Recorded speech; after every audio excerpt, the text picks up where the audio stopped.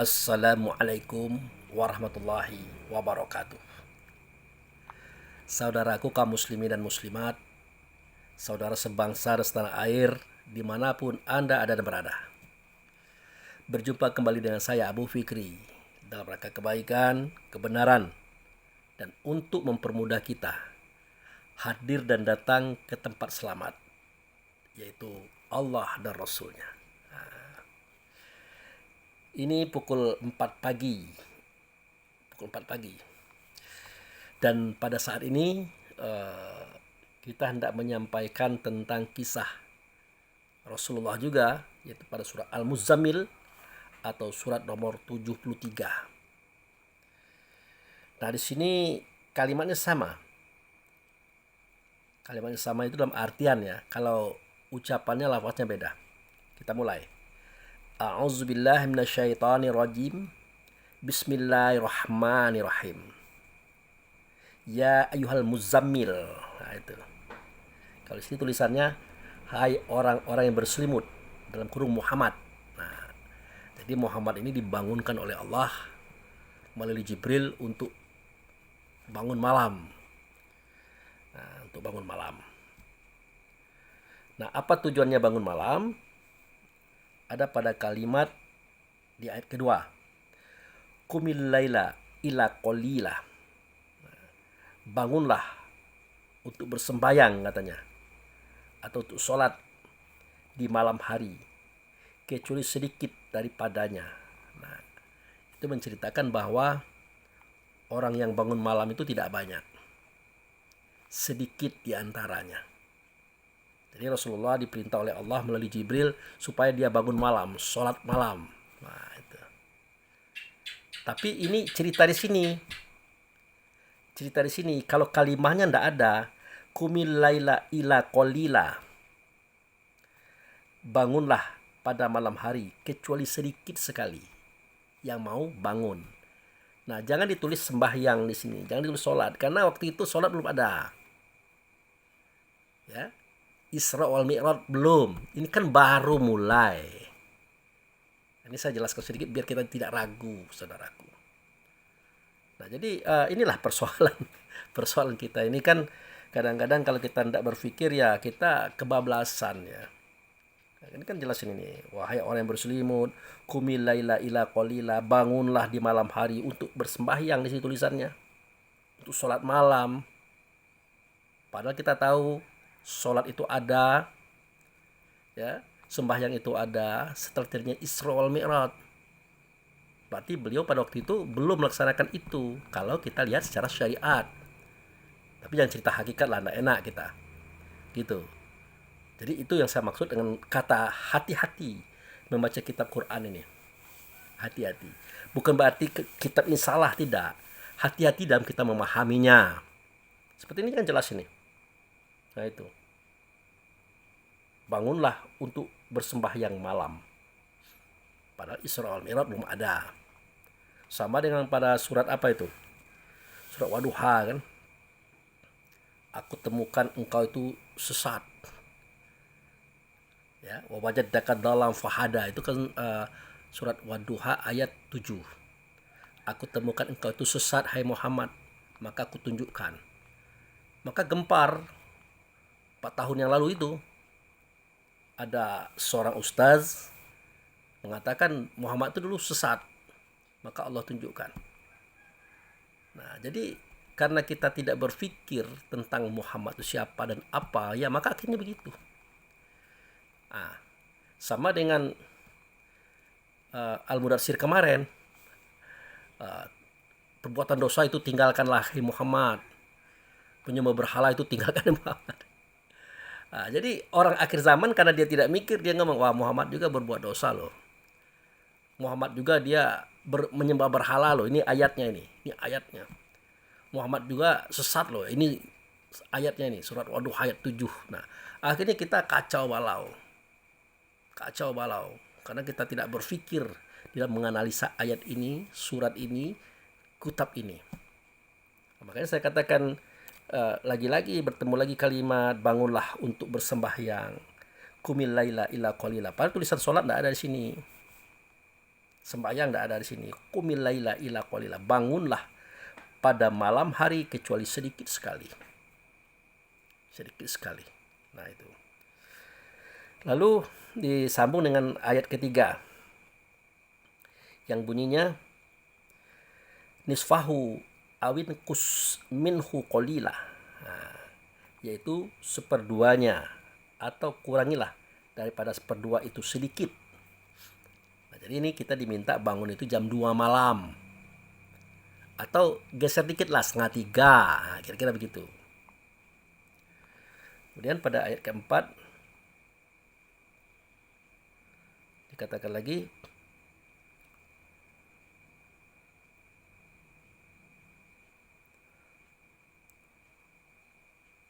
ya sama kalimatnya.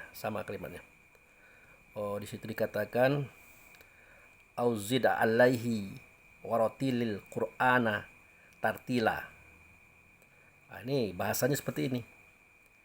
Pada ayat keempat ini, atau lebih dari seperdua itu. Dan bacalah Al-Quran itu dengan berlahan-lahan. Nah, mulai tahu kita tujuannya.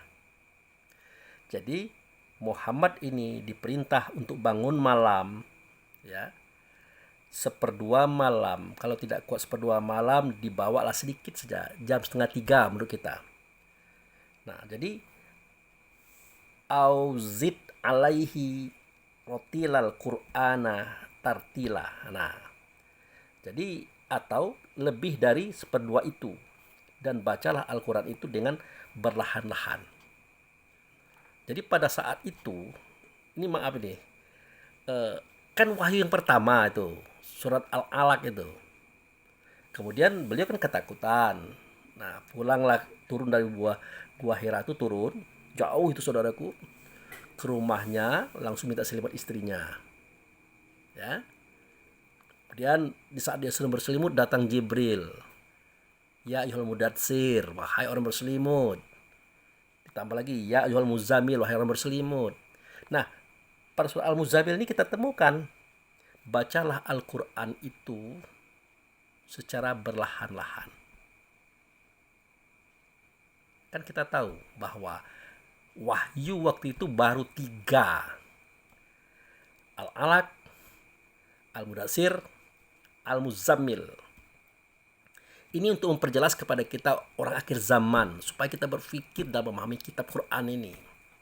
Kan baru 3.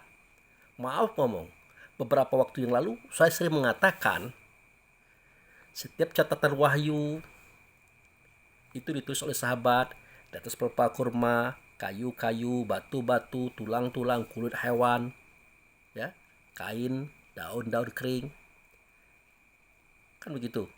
Tetapi 3 surat ini, Al-Alaq, Al-Mudatsir, Al-Muzammil, ini belum sempat ditulis oleh sahabat di atas tulang-tulang tadi, belum. Beliau masih di dalam kamarnya beliau. Tapi tiba-tiba ada kata-kata Quran di sini, saudaraku. Nah, Quran. Apa itu Quran? Ya, Quran itu bacaan.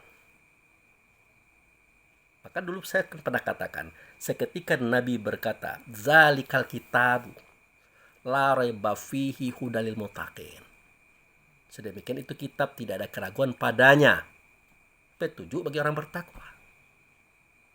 Karena Nabi ini tidak pernah membawa buku, oleh sahabat ditanya, "Ya Rasulullah, mahwal kitab?" Dijawab oleh Nabi, "Alkitabul Quran." Contoh misalnya pada surah Yasin, Yasin wal Quran, kan ada kalimatnya itu. Nah, oleh sahabat ditanya lagi, "Ya Rasulullah, mahwal Quran?" Dijawab oleh Nabi. Apa jawab beliau? "Bal huwa ayatu bainatu fisudur alazina utul ilmi wa ma yajahadu bi ayatina ila zalimun." Kitab itu adalah Quran, Quran itulah ayat dalam dada kamu. Ayat itulah yang menjelaskan suara Allah, suara Rasul, kata Allah, kata Rasul. Dia menunjukkan pada roh kita, saudaraku. Tidak ada yang mendustakannya kecuali orang yang zalim. Orang yang zalim bukan orang di luar diri kita, tapi adalah diri kita sendiri yang ada pada tubuh kita seketika roh belum masuk, yang dia bersifat dengan sifat hawa, nafsu, dunia, syaitan. Itu orang zalim. Itu yang sering mendustakan suara Allah, suara Rasul yang nyata pada roh atau ayat itu. Nah, jadi kalimat ini menunjukkan bahwa atau lebih dari seperdua itu, dan bacalah Al-Quran itu dengan berlahan-lahan atau tartila tadi. Jadi Allah dan Rasul itu memerintahkan kepada kita, itu sebenarnya kita loh. Ini saya masuk saja kepada hakikat. Supaya membaca suara hati itu pelan-pelan. Pelan-pelan. Dengan rasa, dengan kesadaran, dengan ingatan. Supaya terasa suara itu adanya. Nah, makanya pada surat Al-Mudatsir itu dijelaskan bahwa kita diperintah untuk membersihkan pakaian, membersihkan tubuh badan jasad. Jangan ada yang haram di sini. Biar nyaring terdengar suara hati, suara roh itu. Nah, bisa kita dengar, bisa kita lihat, kita rasakan keberadaan secara batin. Itu membaca Quran namanya. Tapi kalau di sini tidak. Di sini ya Rasulullah itu disuruh baca Quran pelan-pelan. Padahal Qurannya belum ada. Ini kitab ini belum ada. Bahkan wahyu juga belum ditulis di atas pelepah kurma, batu-batu kayu-kayu. Oke. Kemudian lagi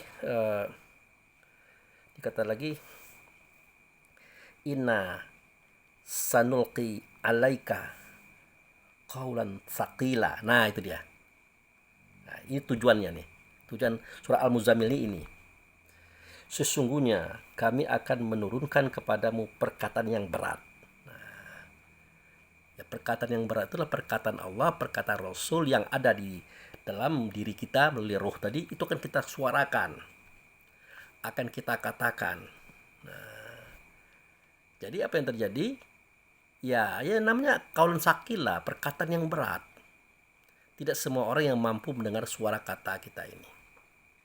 Jangankan orang awam, orang yang berstatus ulama, kiai, ustadz pun belum tentu mampu mencerna apa yang kita katakan.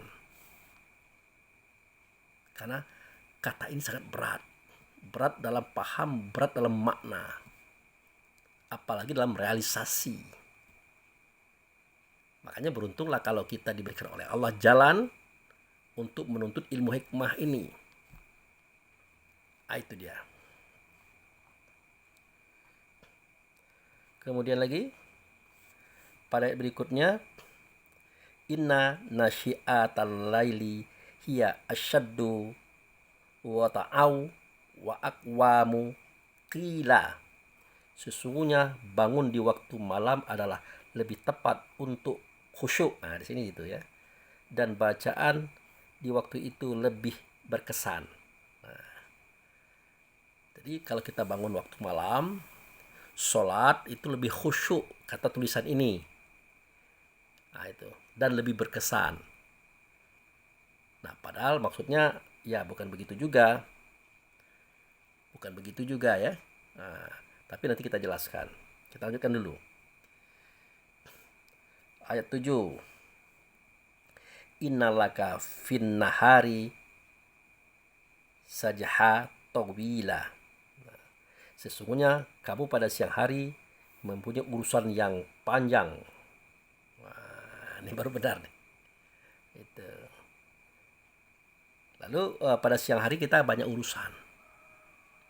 Ternyata bangun malam tadi, ya, membaca Quran di dalam diri tadi itu persiapan untuk menghadapi siang hari.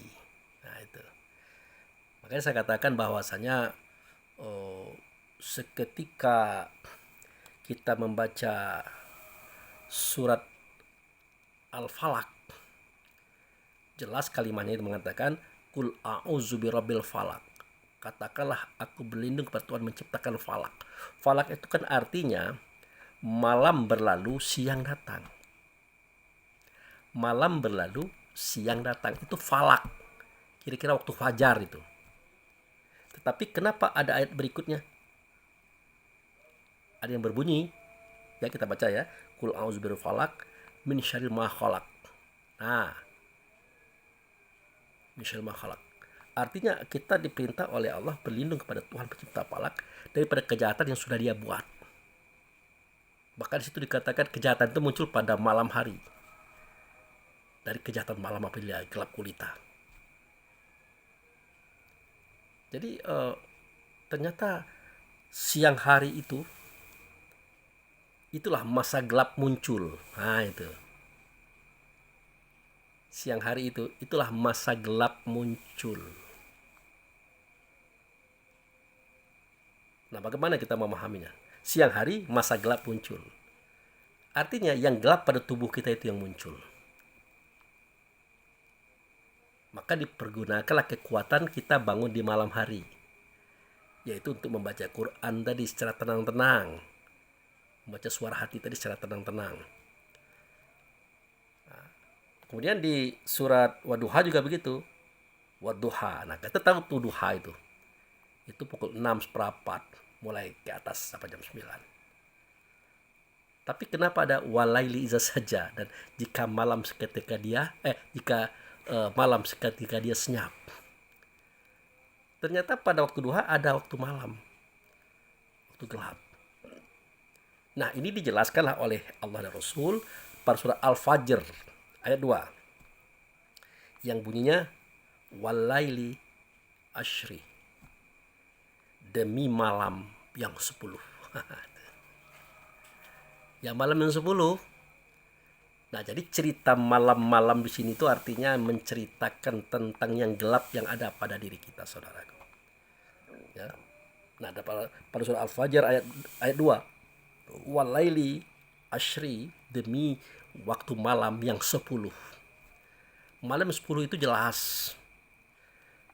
Pertama kali namanya ajib. Ya. Ria, takabur, iri, dengki, hasud, fitnah, tamak, loba, sombong. 10 jumlahnya.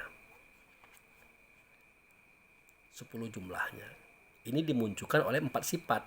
Pantang kelintasan, pantang kerendahan, pantang kurang, pantang kalah. 4 sifat ini kalau digabung muncul yang malam 10 tadi. Sesuatu yang menggelapkan pemikiran, perasaan, perkataan, dan perbuatan kita. Gelap, hitam, tanpa arah, tanpa ketentuan. Nah, jadi bahasa pada surah Al-Muzammil ini memerintahkan Allah kepada kita untuk bangun di malam hari, di 1/2 malam kalau bisa. Di 1/2 malam. Nah, itu. Kalau perlu tambah sedikit lagi, jam 2:30. Kalau perlu jam 4 seperti hari ini. Itu adalah kias-kias yang Allah tampilkan dalam bentuk cerita alam semesta. Sebenarnya dia mengatakan bahwa ada benarnya bahasa kita bangun malam tuh 1/2 malam, ya, 1/3 malam, kalau perlu jam 4 malam, artinya mempersiapkan diri kita untuk menghadapi gelap atau malam di dalam siang. Nah, pelan-pelanlah membaca suara hati atau kitab atau Quran atau ayat ini. Karena pada siang harinya kita akan menghadapi persoalan yang panjang. Seperti yang dijelaskan pada ayat ini tadi. Nah, oleh karena itu berhati-hati kita menyampaikan suara dan kata. Karena suara kata kita ini tidak biasa. Berat. Karena kita menyuarakan suara Allah, mengatakan kata Allah. Menyuarakan suara Rasul, mengatakan kata Rasul. Tidak semua orang bisa paham ini. Mau ulama dia, mau kiai dia, mau ustadz dia. Makanya di sini saya jelaskan, ada di antara para hamba-hamba Allah yang berperan sebagai ustaz. Misalnya Hadi Hidayat. Wah, beliau itu ahli loh. Muda, ceria, cemerlang dia itu. Tapi dia punya keahlian di bidangnya dia. Ya, di bidangnya dia. Abdul Somad juga begitu di bidangnya dia. Gus Baha juga di bidangnya dia.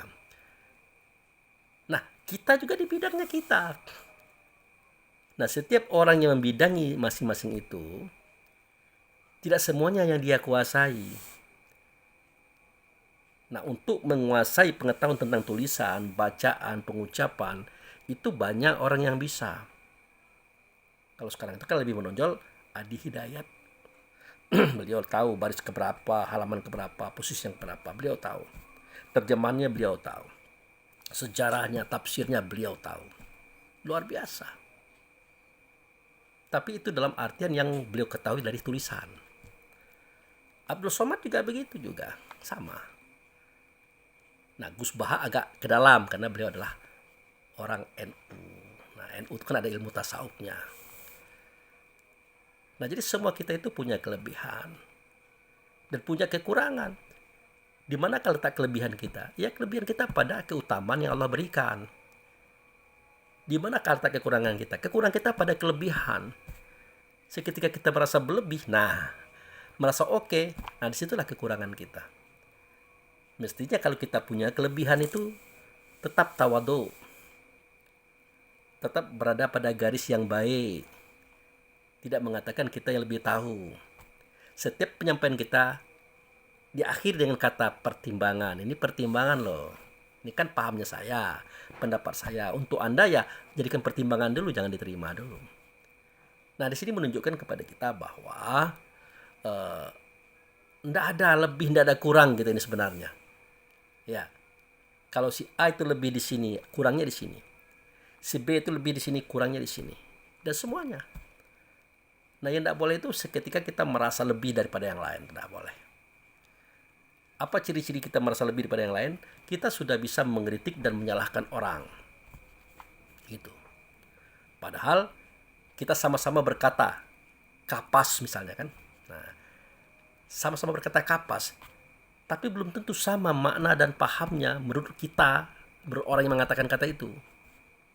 Contoh begini, ada orang mengatakan genting. Nah, genting ya. Nah, dia mengatakan kata genting.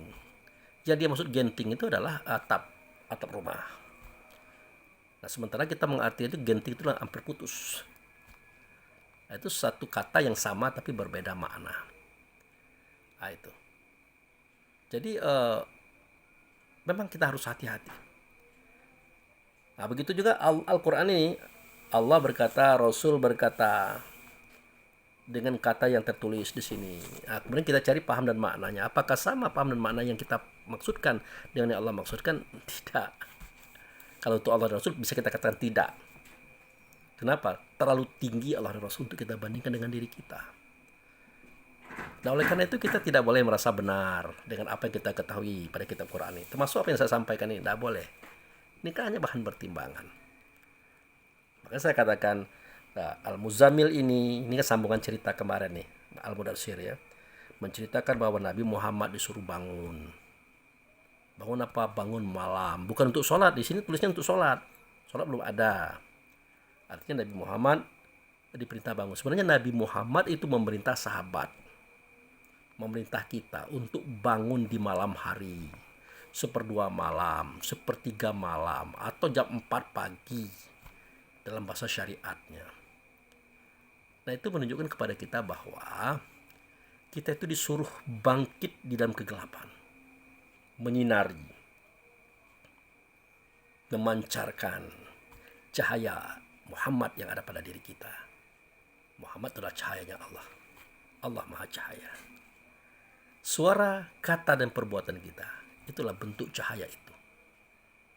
Harus menunjukkan keberadaan kita sebagai hamba Allah dan Rasul, sebagai sesuatu yang datang daripada Muhammad. Itu saja intinya sebenarnya.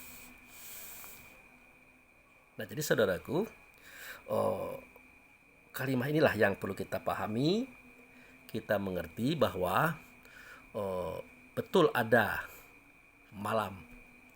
Nah, jadi dituntaskan oleh Allah Subhanahu wa taala pada persoalan ini adalah pada surah Al-Fajr ayat 2. Walaili asyri, artinya demi malam yang 10. Nah, jadi dijelaskan di situ ya malam itu tabiat buruk kita itu. Tabiat yang membawa kita gelap, berpikir, gelap berperasaan, gelap berbuat. Nah, itulah dia. Pantang kelintasan, pantang kerenan, pantang kurang, pantang kalah. Disatukan muncul sifat 10. Ajib, ria, takabur, iri, dengki, hasud, bila tamak loba, dan sombong. 10 tambah 4, 14. Muncul 3 sifat, benci dan menghancurkan. Itulah yang menjadi kegelapan pada diri kita. Dan itu pula lah yang menghalangi kita untuk dekat kepada Allah dan Rasul. Nah, itu kalau kita tidak bangun di malam hari, kalau kita tidak waspada di malam hari, artinya kalau kita tidak nyata, tegak di saat dia ada kegelapan itu. Nah, itu. Kapan kejadiannya? Ya waktu sholat. Waktu sholat itu kan kebenaran itu kan berdiri itu, tegak, memancarkan dia. Makanya sholat itu adalah cahaya di dalam dada kita, cahaya di langit dan di bumi, cahaya di sisi Allah dan Rasul. Itulah sholat. Itulah hubungan kita dengan Allah dan Rasul. Tapi untuk bercahaya itu susah, dihambat, dibatasi. Makanya Allah dan Rasul berkata pada surah Al-Alaq itu, Ara'aital ladzi yanha 'abdan idza shalah. Adakah kamu melihat orang yang menghambat hamba untuk bertemu dengan Tuhan dalam sholatnya? Jawabnya tidak ada. Tidak terlihat, tapi terasa. Itulah baru Allahu Akbar, udah kita ngalor ngidul kemana-mana. Ke kantor, ke bank, ke pasar, kemana-mana kita. Bahkan mancing ikan, belanja. Itu menghambat. Sumbernya mana? Nah, itu tadi jin dan manusia. Tempat dalam dada, itulah surah An-Nas, dia jelaskan di situ. Siapa manusia? Siapa an-nasu? An-nasu itu yang terbuat daripada 4 anasir, angin, air, tanah, api tadi. Siapa itu jin? Sifatnya dia tersembunyi, dia nyata, dia terasa. Itulah dia yang harus ditumpahkan ke bumi dan menjadi sebab kurban itu dilaksanakan. Begitu saudaraku. Nah, jadi itu saja dulu untuk informasi karena ngaji sudah terdengar. Sebentar lagi kita akan subuhan. Semoga ini dapat dipahami dan dimengerti. Demikian, terima kasih. Wabillahi taufiq wal hidayah. Assalamualaikum warahmatullahi wabarakatuh.